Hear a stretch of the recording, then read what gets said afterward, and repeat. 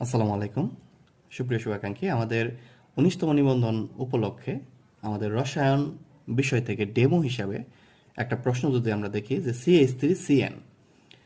CH3CN এটার IUPAC নাম হচ্ছে ইথেন নাইট্রাইল ইউপ্যাক নাম হচ্ছে ইথেন নাইট্রাইল বা এটার বাণিজ্যিক নাম হচ্ছে মিথাইল সায়ানাইড মিথাইল সায়ানাইড বা এটাকে এসিটোনাইট্রাইলও বলা যায়। তো এই CH3CN অণুতে যথাক্রমে সিগমা এবং পাই বন্ধন কতগুলো আছে?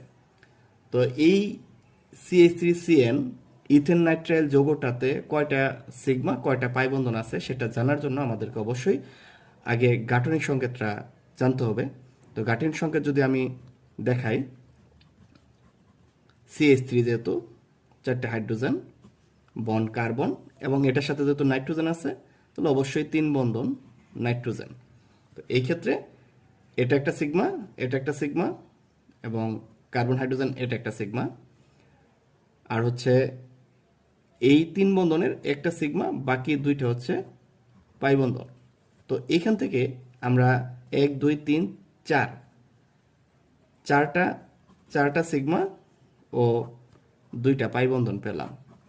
তাহলে এটার আনসার হবে 4 ও 2। এই ধরনের গুরুত্বপূর্ণ ভিডিও পেতে অবশ্যই পেজের সাথে থাকবেন এবং ভালো লাগলে শেয়ার দিবেন। ধন্যবাদ।